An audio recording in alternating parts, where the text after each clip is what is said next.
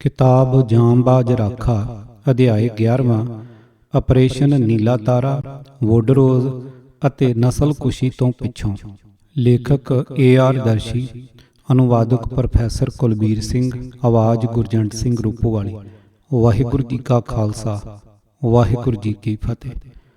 ਸਰਕਾਰ ਵੱਲੋਂ ਦਰਬਾਰ ਸਾਹਿਬ ਸਮੂਹ ਤੇ ਫੌਜੀ ਹਮਲੇ ਦਾ ਕੋਡ ਨਾਮ ਸਿੱਖਾਂ ਦਾ ਮੂੰਹ ਚੜਾਉਣ ਦੀ ਭਾਵਨਾ ਨਾਲ ਆਪਰੇਸ਼ਨ ਨੀਲਾ ਤਾਰਾ ਰੱਖਿਆ ਗਿਆ, ਕਿਉਂਕਿ ਅਕਾਲੀ ਵਰਕਰ ਸੰਤ ਭਿੰਡਰਾਂਵਾਲੇ ਅਤੇ ਉਸ ਦੇ ਸਮਰਥਕ ਅਤੇ ਸਿੱਖ ਆਮ ਕਰਕੇ ਨੀਲੀਆਂ ਪੱਗਾਂ ਬੰਨ੍ਹਦੇ ਹਨ ਅਤੇ ਸਰਕਾਰ ਨਾ ਸਿਰਫ ਉਹਨਾਂ ਦੀਆਂ ਨੀਲੀਆਂ ਦਸਤਾਰਾਂ ਉਤਾਰਨੀਆਂ ਚਾਹੁੰਦੀ ਸੀ, ਸਗੋਂ ਉਹਨਾਂ ਦੇ ਸਿਰ ਵੀ ਲਾਹੁਣੇ ਚਾਹੁੰਦੀ ਸੀ।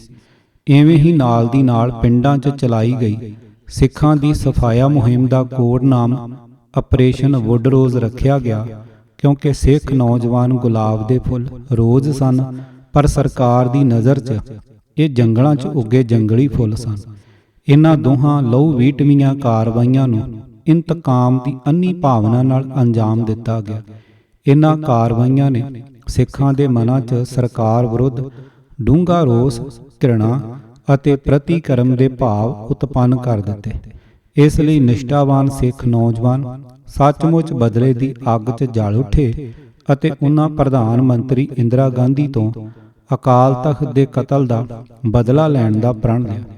ਉਸ ਦਾ ਪਾਪ ਕਾਬਲੇ ਮੁਆਫੀ ਅਤੇ ਪਛਤਾਤਾਪ ਕਰਨਯੋਗ ਨਹੀਂ ਸੀ। ਇਸ ਲਈ ਮਲਕਲ ਮੌਤ ਨਾਲ ਉਸ ਦਾ ਮਿਲਾਪ ਹੋਣਾ ਨਿਸ਼ਚਿਤ ਸੀ ਅਤੇ ਇਹ ਮਿਲਨ 31 ਅਕਤੂਬਰ 1984 ਨੂੰ ਉਸ ਵੱਲੋਂ ਦਰਬਾਰ ਸਾਹਿਬ ਸਮੂਹ ਤੇ ਹਮਲਾ ਕਰਨ ਦੇ ਆਤਮਘਾਤੀ ਕਦਮ ਤੋਂ ਕੇਵਲ 5 ਮਹੀਨੇ ਮਗਰੋਂ ਹੋ ਗਿਆ। ਭਾਵੇਂ ਉਸ ਦੇ ਕਤਲ ਦੇ ਨਤੀਜੇ ਵਜੋਂ ਸਿੱਖਾਂ ਦੀ ਨਸਲਕੁਸ਼ੀ ਹੋਈ, ਤਾਂ ਵੀ ਇਸ ਘਟਨਾ ਨਾਲ ਖਾਲਸੇ ਦਾ ਸਿਰ ਉੱਚਾ ਹੋਇਆ ਅਤੇ ਉਹਨਾਂ ਦਾ ਮਾਣ ਸਨਮਾਨ ਬਹਾਲ ਹੋਇਆ। ਗਦਾਰਾਂ ਦੀ ਚੜ੍ਹਤ ਅਤੇ ਪਤਨ। 1985 ਦੇ ਆਰੰਭ ਵਿੱਚ ਹੀ ਭਾਵੇਂ ਸਾਰੇ ਅਕਾਲੀ ਨੇਤਾਵਾਂ ਨੂੰ ਜੇਲ੍ਹਾਂ 'ਚੋਂ ਰਿਹਾ ਕਰ ਦਿੱਤਾ ਗਿਆ ਸੀ, ਪਰ ਸਿੱਖ ਆਵਾਮ ਅਜੇ ਵੀ ਕਿਸੇ ਨੇਤਾ ਤੋਂ ਵਿਹੂਣਾ ਪ੍ਰਤੀਤ ਹੋ ਰਿਹਾ ਸੀ, ਕਿਉਂਕਿ ਰਿਹਾ ਹੋਏ ਨੇਤਾਵਾਂ ਨੇ ਆਪਣੀਆਂ ਹੀ ਕਾਲੀਆਂ ਕਰਤੂਤਾਂ ਸਦਕਾ ਆਪਣੀ ਸ਼ਾਖ ਨੂੰ ਬੁਰੀ ਤਰ੍ਹਾਂ ਮਿੱਟੀ ਵਿੱਚ ਰੋਲ ਲਿਆ ਸੀ। ਇਸ ਲਈ ਉਹਨਾਂ ਸੰਤ ਭਿੰਡਰਾਂਵਾਲੇ ਦੇ ਪਿਤਾ ਬਾਬਾ ਜੋਗਿੰਦਰ ਸਿੰਘ ਨੂੰ ਅਪੀਲ ਕੀਤੀ ਅਤੇ ਨਿਰਉਤਸ਼ਾਹਤ ਤੇ ਸਥਲ ਹੋਈ ਕੌਮ ਨੂੰ ਅਗਵਾਈ ਦੇਣ ਲਈ ਮਨਾ ਲਿਆ। ਇਵੇਂ ਉਸ ਨੂੰ ਅਕਾਲੀ ਦਲ ਦੀ ਅਗਵਾਈ ਸੰਭਾਲਣ ਲਈ ਮਜਬੂਰ ਕਰ ਦਿੱਤਾ ਗਿਆ। ਫਲਸਰੂਪ ਲੌਂਗੋਵਾਲ ਨੇ ਅਕਾਲੀ ਦਲ ਦੀ ਪ੍ਰਧਾਨਗੀ ਤੋਂ ਅਸਤੀਫਾ ਦੇ ਦਿੱਤਾ ਅਤੇ ਤਲਵੰਡੀ ਨੇ ਵੀ ਆਪਣਾ ਵੱਖਰਾ ਧੜਾ ਭੰਗ ਕਰ ਦਿੱਤਾ। ਇਸ ਨਾਲ ਅਕਾਲੀਆਂ ਦਰਮਿਆਨ ਏਕਤਾ ਦਾ ਰਾਹ ਪੱਧਰਾ ਹੋ ਗਿਆ ਅਤੇ ਬਾਬਾ ਜੋਗਿੰਦਰ ਸਿੰਘ ਦੀ ਪ੍ਰਧਾਨਗੀ ਹੇਠ ਸੰਯੁਕਤ ਅਕਾਲੀ ਦਲ ਹੋਂਦ ਵਿੱਚ ਆ ਗਿਆ। ਇਹ ਨਵਾਂ ਇੰਤਜ਼ਾਮ ਲੌਂਗੋਵਾਲ ਨੇ ਖਾਸ ਕਰ ਲੌਂਗੋਵਾਲ ਦੇ ਮੁੱਖ ਸਲਾਹਕਾਰ ਬਲਵੰਤ ਸਿੰਘ ਅਤੇ ਉਸ ਤੋਂ ਇਲਾਵਾ ਪੰਜਾਬ ਦਾ ਮੁੱਖ ਮੰਤਰੀ ਬਣਨ ਦੇ ਸੁਪਨੇ ਲੈ ਰਹੇ ਸੁਰਜੀਤ ਸਿੰਘ ਬਰਨਾਲਾ ਦੀਆਂ ਅੱਖਾਂ ਵਿੱਚ ਵੱਡਾ ਫੋੜਾ ਸੀ। ਆਪਣੇ ਸੁਪਨਿਆਂ ਨੂੰ ਖੇਰੂ ਹੁੰਦਾ ਵੇਖ ਕੇ ਉਹਨਾਂ ਲੌਂਗੋਵਾਲ ਨੂੰ ਆਪਣਾ ਅਸਤੀਫਾ ਵਾਪਸ ਲੈਣ ਲਈ ਕਾਇਲ ਕੀਤਾ, ਜਿਸ ਨੇ ਕਿ ਤੁਰੰਤ ਉਹਨਾਂ ਨੂੰ ਖੁਸ਼ ਕਰ ਦਿੱਤਾ, ਕਿਉਂਕਿ ਖੁਦ ਉਹਦੇ ਅੰਦਰ ਵੀ ਸੱਤਾ ਦੀ ਲਾਲਸਾ ਉਸਲ ਵੱਟੇ ਲੈ ਰਹੀ ਸੀ। ਇਸ ਤਿੱਕੜੀ ਨੇ ਆਪਰੇਸ਼ਨ ਨੀਲਾ ਤਾਰਾ ਤੋਂ ਪਹਿਲਾਂ ਕੇਂਦਰ ਸਰਕਾਰ ਨਾਲ ਗੱਲਬਾਤ ਕਰਦੇ ਸਮੇਂ ਸੰਤ ਭਿੰਡਰਾਂਵਾਲੇ ਨੂੰ ਆਪਣੇ ਰਾਹ ਦਾ ਰੋੜਾ ਮਿਥਿਆ ਸੀ, ਕਿਉਂਕਿ ਸੰਤ ਆਨੰਦਪੁਰ ਸਾਹਿਬ ਦੇ ਮਤੇ ਨੂੰ ਲਾਗੂ ਕਰਾਉਣ ਤੋਂ ਘੱਟ ਕੁਝ ਵੀ ਪ੍ਰਵਾਨ ਕਰਨ ਲਈ ਤਿਆਰ ਨਹੀਂ ਸੀ, ਜਦੋਂ ਕਿ ਇਹ ਤਿੱਕੜੀ ਸੱਤਾ ਹਾਸਲ ਕਰਨ ਬਦਲੇ ਮਤੇ ਦੀ ਮੰਗ ਛੱਡਣ ਲਈ ਤਿਆਰ ਸੀ। ਮੋਰਚੇ ਦੇ ਸ਼ੁਰੂ 'ਚ ਜਦੋਂ ਸਰਕਾਰ ਨਾਲ ਤ੍ਰੈ ਧਿਰੀ ਗੱਲਬਾਤ ਚੱਲ ਰਹੀ ਸੀ, ਤਾਂ ਇੰਦਰਾ ਗਾਂਧੀ ਅਕਾਲੀਆਂ ਨੂੰ ਕੇਵਲ ਦਰਬਾਰ ਸਾਹਿਬ ਤੋਂ ਕੀਰਤਨ ਦਾ 1 ਘੰਟਾ ਜਲੰਧਰ ਰੇਡੀਓ ਰਾਹੀਂ ਪ੍ਰਸਾਰਣ ਕਰਾਉਣਾ ਮੰਨ ਕੇ ਅਤੇ ਦਰਬਾਰ ਸਾਹਿਬ ਅੰਮ੍ਰਿਤਸਰ ਦੇ ਨੇੜਲੇ ਥੋੜ੍ਹੇ ਜਿਹੇ ਇਲਾਕੇ 'ਚ ਮੀਟ, ਤੰਬਾਕੂ ਅਤੇ ਸ਼ਰਾਬ ਆਦਿ ਦੀ ਵਿਕਰੀ ਅਤੇ ਵਰਤੋਂ 'ਤੇ ਪਾਬੰਦੀ ਲਾਉਣਾ ਮੰਨ ਕੇ ਹੀ ਠੁੱਠ ਵਿਖਾ ਰਹੀ ਸੀ ਅਤੇ ਅਕਾਲੀ ਇਹ ਵੀ ਪ੍ਰਵਾਨ ਕਰਨ ਨੂੰ ਤਿਆਰ ਸਨ। ਇੱਥੇ ਇਸ ਗੱਲ ਦਾ ਉਚੇਚਾ ਜ਼ਿਕਰ ਕਰਨਾ ਜ਼ਰੂਰੀ ਹੈ ਕਿ ਸਰਕਾਰ ਉਦੋਂ ਵੀ ਇਹਨਾਂ ਨਾਲ ਅੰਤਮ ਫੈਸਲਾ ਕਰਨ ਨੂੰ ਸਾਰਥਕ ਨਹੀਂ ਸੀ ਸਮਝਦੀ। ਇਸ ਲਈ ਇੰਦਰਾ ਗਾਂਧੀ ਨੇ ਗੱਲਬਾਤ 'ਚ ਸ਼ਾਮਲ ਅਕਾਲੀ ਟੀਮ ਨੂੰ ਕਿਹਾ ਕਿ ਉਹ ਜਾ ਕੇ ਗੱਲਬਾਤ ਦੇ ਵੇਰਵੇ ਸਹਿਤ ਸੰਤ ਭਿੰਡਰਾਂਵਾਲੇ ਨੂੰ ਮਿਲਣ ਅਤੇ ਉਸ ਨੂੰ ਮਨਾਉਣ। ਇਸ ਸੰਬੰਧੀ ਗੁਰੂ ਨਾਨਕ ਨਿਵਾਸ 'ਚ ਸੰਤ ਨਾਲ ਮੀਟਿੰਗ ਕੀਤੀ ਗਈ, ਜਿੱਥੇ ਤਲਵੰਡੀ, ਟੌੜਾ, ਬਾਦਲ, ਬਰਨਾਲਾ, ਬਲਵੰਤ ਸਿੰਘ ਸਮੇਤ ਲੌਂਗੋਵਾਲ ਵੀ ਹਾਜ਼ਰ ਸੀ। ਬਹੁਤ ਧਿਆਨ ਦੇਣ ਯੋਗ ਤੱਥ ਹੈ ਕਿ ਇਸ ਮੀਟਿੰਗ 'ਚ ਬਰਨਾਲਾ ਸਮੇਤ ਕੁਝ ਹੋਰ ਨੇਤਾਵਾਂ ਨੇ ਆਪਣੇ ਮਨ ਦੀਆਂ ਜ਼ਾਹਰ ਕਰ ਦਿੱਤੀਆਂ ਅਤੇ ਸਰਕਾਰ ਨਾਲ ਸਮਝੌਤੇ ਦੀ ਇੱਛਾ ਦਾ ਪ੍ਰਗਟਾਵਾ ਕੀਤਾ। ਸੰਤ ਭਿੰਡਰਾਂਵਾਲੇ ਨੇ ਕਿਹਾ ਕਿ ਫਿਰ ਆਨੰਦਪੁਰ ਸਾਹਿਬ ਮਤੇ ਦਾ ਕੀ ਬਣੂ, ਜਿਸ ਦੀ ਪ੍ਰਾਪਤੀ ਤੱਕ ਮੋਰਚਾ ਜਾਰੀ ਰੱਖਣ ਦੀ ਅਰਦਾਸ ਕੀਤੀ ਹੈ। ਲੋਕਾਂ ਨੂੰ ਕੀ ਜਵਾਬ ਦਿਆਂਗੇ? ਤਾਂ ਬਰਨਾਲਾ ਸਾਹਿਬ ਦਾ ਜਵਾਬ ਸੀ, ਸੰਤ ਜੀ ਲੋਕਾਂ ਦਾ ਕੀ ਹੈ, ਚਾਰ ਨਾਅਰੇ ਮਾਰੋ ਮਗਰ ਤੁਰ ਪੈਂਦੇ ਹਨ। ਇਸ ਤੇ ਸੰਤ ਭਿੰਡਰਾਂਵਾਲਾ ਇਹ ਕਹਿ ਕੇ ਮੀਟਿੰਗ 'ਚੋਂ ਵਾਕਆਊਟ ਕਰ ਗਿਆ ਸੀ ਕਿ ਇਹ ਲੋਕਾਂ ਨਾਲ ਧੋਖਾ ਹੈ। ਫਲਸਰੂਪ ਕੇਂਦਰ ਸਰਕਾਰ ਅਕਾਲੀਆਂ ਨਾਲ ਕੋਈ ਗੱਲ ਨਾ ਮੁਕਾ ਸਕੀ, ਕਿਉਂਕਿ ਉਸ ਨੂੰ ਭਲੀ ਭਾਂਤ ਪਤਾ ਸੀ ਕਿ ਸੰਤ ਦੇ ਹੁੰਦਿਆਂ ਸਿੱਖਾਂ ਨੂੰ ਅਕਾਲੀਆਂ ਨਾਲ ਕੀਤੇ ਸਮਝੌਤੇ ਨਾਲ ਸਹਿਮਤ ਨਹੀਂ ਕੀਤਾ ਜਾ ਸਕਦਾ ਅਤੇ ਅਜਿਹੇ ਸਮਝੌਤੇ ਦੇ ਬਾਵਜੂਦ ਅਕਾਲੀ ਮੋਰਚਾ ਜਾਰੀ ਰਹੇਗਾ। ਹੁਣ ਜਦੋਂ ਕਿ ਉਪਰੋਕਤ ਤਿੱਕੜੀ ਦੇ ਰਾਹ ਦਾ ਰੋੜਾ ਲਾਂਭੇ ਹੋ ਚੁੱਕਾ ਸੀ, ਤਾਂ ਇਹਨਾਂ ਨੇ ਸਰਕਾਰ ਨਾਲ ਗੱਲਬਾਤ ਮੁੜ ਚਾਲੂ ਕਰਨ ਲਈ ਤਿਆਰੀਆਂ ਆਰੰਭ ਲਈਆਂ। ਦੂਜੇ ਪਾਸੇ ਸਰਕਾਰ ਆਪਣੇ ਪਿਛਲੇ ਤਜਰਬੇ ਦੇ ਮੱਦੇਨਜ਼ਰ ਅਕਾਲੀਆਂ ਨਾਲ ਗੱਲ ਕਰਨ ਦੀ ਬਜਾਏ ਸਿੱਖ ਸ਼ਕਤੀ ਦੇ ਧੁਰੇ ਵਜੋਂ ਉੱਭਰੀਆਂ ਧਿਰਾਂ ਨਾਲ ਗੱਲਬਾਤ ਕਰਨ ਦੀ ਇੱਛੁਕ ਸੀ। ਇਸ ਮੰਤਵ ਲਈ ਸਰਕਾਰ ਨੇ ਆਲ ਇੰਡੀਆ ਸਿੱਖ ਸਟੂਡੈਂਟ ਫੈਡਰੇਸ਼ਨ ਅਤੇ ਦਮਦਮੀ ਟਕਸਾਲ ਦੇ ਨੁਮਾਇੰਦਿਆਂ ਨਾਲ ਰਾਬਤਾ ਕਾਇਮ ਕਰਨਾ ਸ਼ੁਰੂ ਕਰ ਦਿੱਤਾ। ਇਸ ਸੰਬੰਧੀ ਫੈਡਰੇਸ਼ਨ ਦੀ ਜੋਧਪੁਰ ਜੇਲ੍ਹ 'ਚ ਨਜ਼ਰਬੰਦ ਲੀਡਰਸ਼ਿਪ ਨਾਲ ਗੱਲਬਾਤ ਦੇ ਉਦੇਸ਼ ਨਾਲ ਫੈਡਰੇਸ਼ਨ ਪ੍ਰਧਾਨ ਭਾਈ ਮਨਜੀਤ ਸਿੰਘ ਅਤੇ ਜਨਰਲ ਸਕੱਤਰ ਭਾਈ ਹਰਮਿੰਦਰ ਸਿੰਘ ਸੰਧੂ ਨੂੰ 3 ਵਾਰ ਗੱਲਬਾਤ ਲਈ ਦਿੱਲੀ ਲੈ ਜਾਇਆ ਗਿਆ। ਬਾਹਰ ਲਾਮਬੰਦ ਹੋਏ ਟਕਸਾਲ ਅਤੇ ਫੈਡਰੇਸ਼ਨ ਦੇ ਨੁਮਾਇੰਦਿਆਂ ਨੇ ਵੀ ਸਰਕਾਰ ਨਾਲ ਕਿਸੇ ਸਮਝੌਤੇ ਦੀ ਸੰਭਾਵਨਾ ਨੂੰ ਲੈ ਕੇ ਗੱਲਬਾਤ ਲਈ ਇੱਕ ਟੀਮ ਨਿਰਧਾਰਤ ਕੀਤੀ ਤੇ ਇਸ ਵਿੱਚ ਭਾਗਲਪੁਰ ਜੇਲ੍ਹ 'ਚ ਬੰਦ ਸਰਦਾਰ ਸਿਮਰਨਜੀਤ ਸਿੰਘ ਮਾਨ, ਸਾਗਰ ਜੇਲ੍ਹ 'ਚ ਬੰਦ ਸੰਤ ਭਿੰਡਰਾਂਵਾਲੇ ਦੇ ਭਤੀਜੇ ਭਾਈ ਜਸਬੀਰ ਸਿੰਘ ਰੋਡੇ, ਭਾਈ ਮਨਜੀਤ ਸਿੰਘ ਅਤੇ ਭਾਈ ਹਰਮਿੰਦਰ ਸਿੰਘ ਸੰਧੂ ਨੂੰ ਨਾਮਜ਼ਦ ਕੀਤਾ ਗਿਆ, ਪਰ ਇਹਨਾਂ ਚਾਰਾਂ ਨੂੰ ਇਕੱਠੇ ਕਦੇ ਨਾ ਬੁਲਾਇਆ ਗਿਆ। ਫੈਡਰੇਸ਼ਨ ਦੇ ਦੋਹਾਂ ਨੇਤਾਵਾਂ ਨਾਲ ਚੱਲਦੀ ਗੱਲਬਾਤ ਦਾ ਦਾਰੋਮਦਾਰ ਹਰਮਿੰਦਰ ਸਿੰਘ ਸੰਧੂ ਤੇ ਹੀ ਸੀ, ਕਿਉਂਕਿ ਭਾਈ ਮਨਜੀਤ ਸਿੰਘ ਰਾਜਨੀਤੀ 'ਚ ਅਜੇ ਨਵਾਂ ਦਾਖਲ ਹੋਇਆ ਸੀ। ਸੰਧੂ ਨੇ ਕਿਸੇ ਵੀ ਸਮਝੌਤੇ ਤੋਂ ਪਹਿਲਾਂ ਸਰਕਾਰ ਨੂੰ ਅਗਾਊਂ 5 ਸ਼ਰਤਾਂ ਮੰਨਣ ਲਈ ਕਿਹਾ ਅਤੇ ਇਹਨਾਂ ਤੋਂ ਬਿਨਾਂ ਸਮਝੌਤੇ ਲਈ ਕਿਸੇ ਵੀ ਤਰ੍ਹਾਂ ਦੀ ਵਾਰਤਾ ਤੋਂ ਇਨਕਾਰ ਕਰ ਦਿੱਤਾ। 5 ਪੂਰਵ ਸ਼ਰਤਾਂ ਸਨ। ਨੰਬਰ 1, ਪ੍ਰਧਾਨ ਮੰਤਰੀ ਆਪਰੇਸ਼ਨ ਬਲੂ ਸਟਾਰ ਲਈ ਦਰਬਾਰ ਸਾਹਿਬ ਆ ਕੇ ਮੁਆਫੀ ਮੰਗੇ। ਨੰਬਰ 2, ਸੰਘਰਸ਼ ਨਾਲ ਸੰਬੰਧਿਤ ਸਮੁੱਚੇ ਕੈਦੀਆਂ ਨੂੰ ਭਾਰਤ ਦੀਆਂ ਤਮਾਮ ਜੇਲ੍ਹਾਂ 'ਚੋਂ ਰਿਹਾ ਕੀਤਾ ਜਾਵੇ। ਨੰਬਰ 3, ਚੰਡੀਗੜ੍ਹ ਤੁਰੰਤ ਪੰਜਾਬ ਦੇ ਹਵਾਲੇ ਕੀਤਾ ਜਾਵੇ। ਨੰਬਰ 4, ਪੰਜਾਬ ਨੂੰ ਜੰਮੂ ਕਸ਼ਮੀਰ ਵਾਂਗ ਧਾਰਾ 370 ਤਹਿਤ ਵਿਸ਼ੇਸ਼ ਦਰਜਾ ਦਿੱਤਾ ਜਾਵੇ। ਅਤੇ ਨੰਬਰ 5, ਬਲੂ ਸਟਾਰ ਦੇ ਰੋਸ ਵਿੱਚ ਬੈਰਕਾਂ ਛੱਡ ਕੇ ਭੱਜੇ ਸਿੱਖ ਫੌਜੀਆਂ ਨੂੰ ਮੁੜ ਨੌਕਰੀਆਂ ਤੇ ਬਹਾਲ ਕੀਤਾ ਜਾਵੇ। ਸਰਕਾਰ ਅੱਧ ਮੰਨੇ ਜੇ ਇਰਾਦੇ ਨਾਲ ਗੱਲਬਾਤ ਜਾਰੀ ਰੱਖ ਰਹੀ ਸੀ ਅਤੇ ਇਹਨਾਂ ਨੂੰ ਦੇਸ਼ ਦੀ ਏਕਤਾ ਅਖੰਡਤਾ ਬਾਰੇ ਲਿਖਤੀ ਭਰੋਸਾ ਦਿਵਾਉਣ ਅਤੇ ਉਪਰੋਕਤ ਅਗਾਊਂ ਸ਼ਰਤਾਂ ਨੂੰ ਢਿੱਲੀਆਂ ਕਰਨ ਲਈ ਮਨਾਉਣ ਦੇ ਯਤਨ ਵਿੱਚ ਸੀ, ਪਰ ਸੰਧੂ ਹੁਰਾਂ ਨੇ ਸਖਤ ਸਟੈਂਡ ਲਈ ਰੱਖਿਆ। ਦੂਜੇ ਪਾਸੇ ਸਰਕਾਰ ਦੇ ਨਾਲ ਦੀ ਨਾਲ ਲੌਂਗੋਵਾਲ ਤਿੱਕੜੀ ਨਾਲ ਵੀ ਗੱਲ ਤੋਰ ਲਈ ਸੀ, ਕਿਉਂਕਿ ਇਹ ਤਿੱਕੜੀ ਉਪਰੋਕਤ ਗੱਲਬਾਤ ਦੀ ਭਿਣਕ ਪੈਣ ਤੇ ਸਰਗਰਮ ਹੋ ਚੁੱਕੀ ਸੀ ਅਤੇ ਉਹਨਾਂ ਤੁਰੰਤ ਦਿੱਲੀ ਨਾਲ ਸੰਪਰਕ ਕਰ ਲਿਆ ਸੀ। ਕੇਂਦਰ ਸਰਕਾਰ ਦਾ ਮੰਤਵ ਵੀ ਇਮਾਨਦਾਰਨਾ ਨਹੀਂ ਸੀ, ਸਗੋਂ ਉਹ ਉਸ ਧਿਰ ਨਾਲ ਸਮਝੌਤਾ ਕਰਨਾ ਚਾਹੁੰਦੀ ਸੀ ਜੋ ਘੱਟ ਤੋਂ ਘੱਟ ਸ਼ਰਤਾਂ ਲਾਵੇ ਅਤੇ ਘੱਟ ਤੋਂ ਘੱਟ ਮੰਗਾਂ ਮਨਵਾਵੇ। ਅਕਾਲੀ ਤਿੱਕੜੀ ਨੇ ਰਾਜੀਵ ਗਾਂਧੀ ਅਤੇ ਹੋਰ ਸਰਕਾਰੀ ਨੁਮਾਇੰਦਿਆਂ ਨੂੰ ਇਹ ਕਹਿ ਕੇ ਗੁੰਮਰਾਹ ਕੀਤਾ ਕਿ ਦੂਜੀਆਂ ਧਿਰਾਂ ਨਾਲ ਸਮਝੌਤਾ ਬਹੁਤ ਖਤਰਨਾਕ ਸਾਬਤ ਹੋਵੇਗਾ ਅਤੇ ਦੇਸ਼ ਦੀ ਏਕਤਾ ਅਤੇ ਅਖੰਡਤਾ ਖਤਰੇ 'ਚ ਪੈ ਜਾਵੇਗੀ। ਸਿੱਟੇ ਵਜੋਂ ਸਰਕਾਰ ਨੇ ਸਾਰੀ ਯੋਜਨਾ ਵਿਚਾਲੇ ਤਿਆਗ ਦਿੱਤੀ ਅਤੇ ਸਸਤੇ ਸੌਦੇ ਦੇ ਵਣਜਾਰਿਆਂ ਦੇ ਸਨਮੁਖ ਹੋ ਗਈ। ਉਪਰੰਤ ਇਸ ਤਿੱਕੜੀ ਨੇ ਆਪਰੇਸ਼ਨ ਨੀਲਾ ਤਾਰਾ ਤੋਂ ਪਹਿਲਾਂ ਗੱਲਬਾਤ ਦੀ ਤੰਦ ਜਿੱਥੋਂ ਛੱਡੀ ਸੀ ਉੱਥੋਂ ਹੀ ਫੇਰ ਪਕੜ ਲਈ ਅਤੇ ਟੌੜਾ, ਬਾਦਲ ਅਤੇ ਤਲਵੰਡੀ ਵਰਗੇ ਮਹਾਰਥੀਆਂ ਨੂੰ ਵੀ ਜਾਣ ਬੁੱਝ ਕੇ ਨਜ਼ਰ ਅੰਦਾਜ਼ ਕਰ ਦਿੱਤਾ। ਕੇਂਦਰ ਸਰਕਾਰ ਨੇ ਗੱਲਬਾਤ ਨੂੰ ਸਫਲਤਾਪੂਰਵਕ ਨੇਪਰੇ ਚਾੜ੍ਹਨ ਲਈ ਸੁਖਾਲਾ ਬਣਾਉਣ ਹਿੱਤ ਪਹਿਲਾਂ ਹੀ ਅਰਜਨ ਸਿੰਘ ਨੂੰ ਪੰਜਾਬ ਦਾ ਗਵਰਨਰ ਲਾ ਦਿੱਤਾ ਸੀ, ਜਿਸ ਦੇ ਇਸ ਤਿੱਕੜੀ ਨਾਲ ਕਾਫੀ ਸਬੰਧ ਸਨ ਅਤੇ ਉਹ ਪਹਿਲਾਂ ਦੂਜੀਆਂ ਧਿਰਾਂ ਨਾਲ ਗੱਲਬਾਤ 'ਚ ਵੀ ਮੁੱਖ ਰੋਲ ਨਿਭਾ ਚੁੱਕਾ ਸੀ।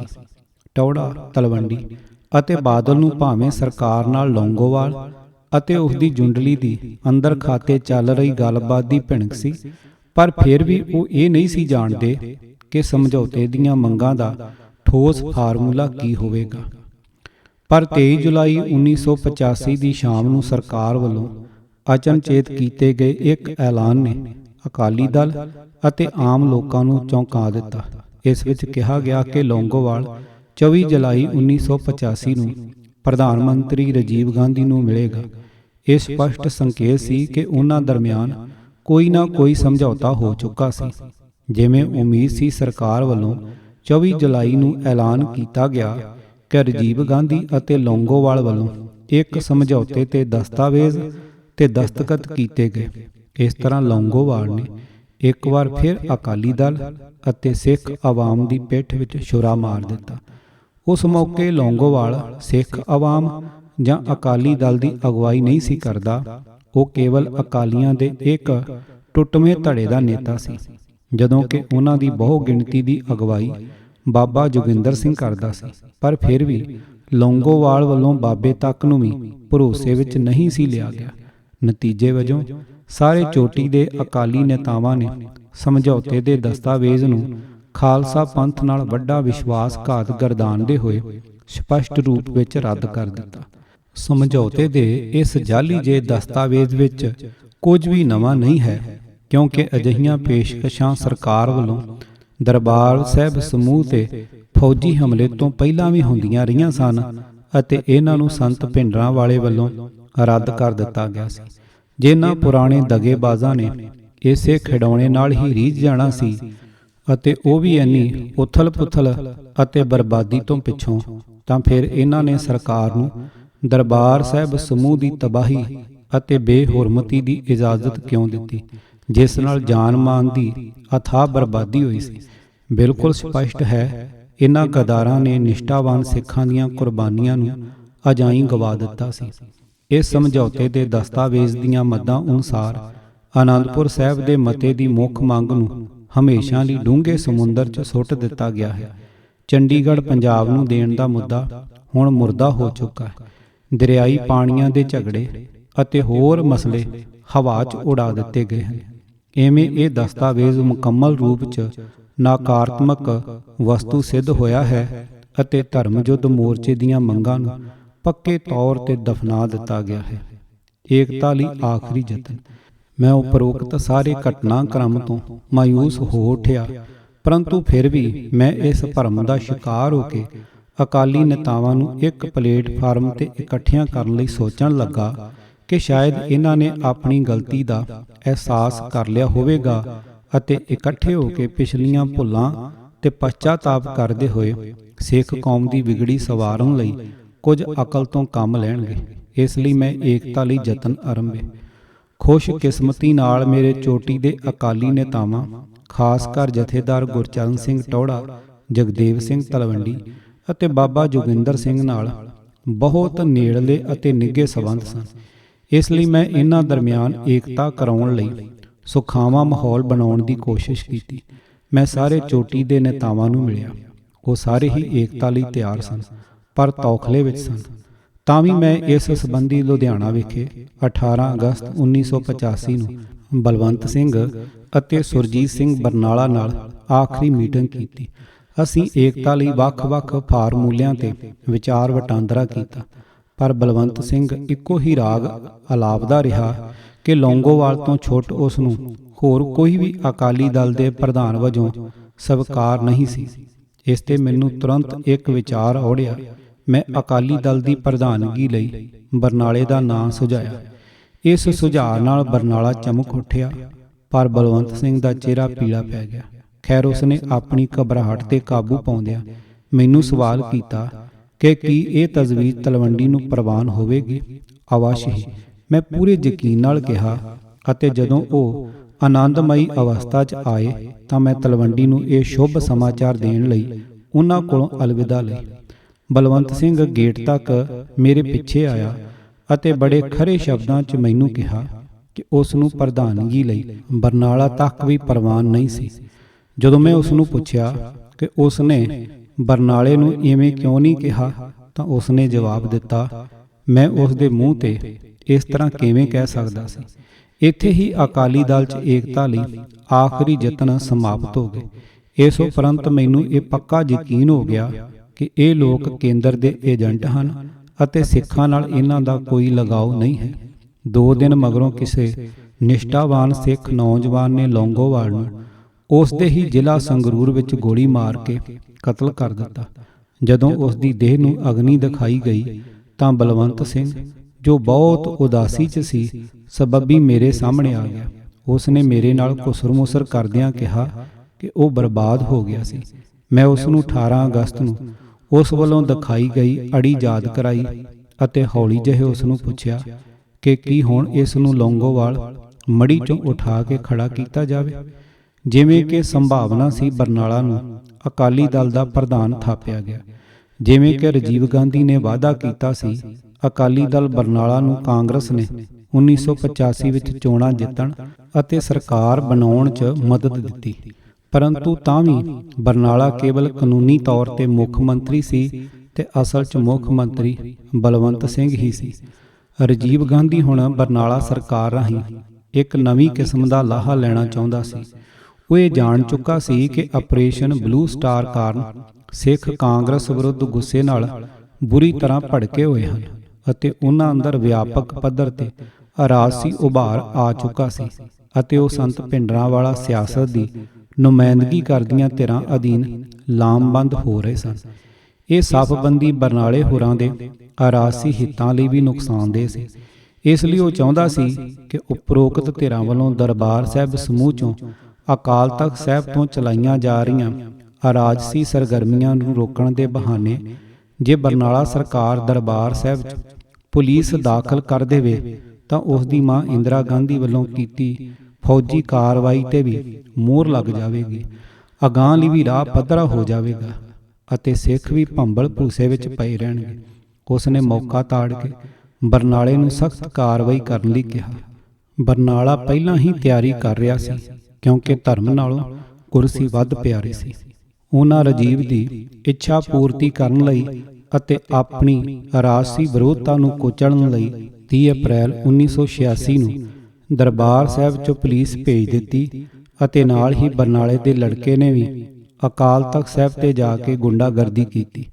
ਕੇਂਦਰ ਸਰਕਾਰ ਅਤੇ ਅਖੌਤੀ ਅਕਾਲੀ ਲੀਡਰਸ਼ਿਪ ਇਹਨਾਂ ਸਾਰੇ ਹੱਥ ਕੰਡਿਆਂ ਦੇ ਬਾਵਜੂਦ ਜੂਨ 1984 'ਚ ਕੀਤੀ ਗਈ ਫੌਜੀ ਕਾਰਵਾਈ ਨੂੰ ਜਾਇਜ਼ ਨਾ ਠਹਿਰਾ ਸਕੇ ਅਤੇ ਨਾ ਹੀ ਇਹਨਾਂ ਦਾ ਕੂੜ ਪ੍ਰਚਾਰ ਸੰਤ ਜਰਨੈਲ ਸਿੰਘ ਭਿੰਡਰਾਂਵਾਲੇ ਦੀ ਸ਼ਖਸੀਅਤ ਦੇ ਤੇਜ ਪ੍ਰਤਾਪ ਅੱਗੇ ਟਿਕ ਸਕਿਆ। ਉਪਰੋਕਤ ਪੁਲਿਸ ਦਾਖਲੇ ਤੋਂ ਛੇਤੀ ਬਾਅਦ ਹੀ 1947 ਵਿੱਚ ਬਰਨਾਲਾ ਸਰਕਾਰ ਬਰਖਾਸਤ ਕਰ ਦਿੱਤੀ ਗਈ ਅਤੇ ਬਲਵੰਤ ਸਿੰਘ ਦਾ ਗਦਾਰਾਂ ਵਾਲਾ ਹਸ਼ਰ ਹੋਇਆ, ਜਿਹਾ ਕਿ ਉਸ ਦੇ ਮੁਰਸ਼ਦ ਲੌਂਗੋਵਾਲ ਦਾ ਹੋਇਆ ਸੀ। ਇਵੇਂ ਇਹਨਾਂ ਗਦਾਰਾਂ ਦੀ ਘਟੀਆ ਅਤੇ ਨੀਚ ਕਹਾਣੀ ਦਾ ਇੱਕ ਅਧਿਆਇ ਸਮਾਪਤ ਹੋ ਗਿਆ। ਕਿਤਾਬ ਜਾਂਬਾਜ਼ ਰਾਖਾ ਅਧਿਆਇ 11ਵਾਂ। ਲੇਖਕ AR ਦਰਸ਼ੀ, ਅਨੁਵਾਦਕ ਪ੍ਰੋਫੈਸਰ ਕੁਲਬੀਰ ਸਿੰਘ, ਆਵਾਜ਼ ਗੁਰਜੰਟ ਸਿੰਘ ਰੂਪੂਵਾਲੀ। ਪੂਰੀ ਕਿਤਾਬ ਸੁਣਨ ਲਈ YouTube ਚੈਨਲ ਗੁਰਜੰਟ ਸਿੰਘ ਰੂਪੂਵਾਲੀ ਦੇਖੋ। ਵਾਹਿਗੁਰੂ ਜੀ ਕਾ ਖਾਲਸਾ, ਵਾਹਿਗੁਰੂ ਜੀ ਕੀ ਫਤਿਹ।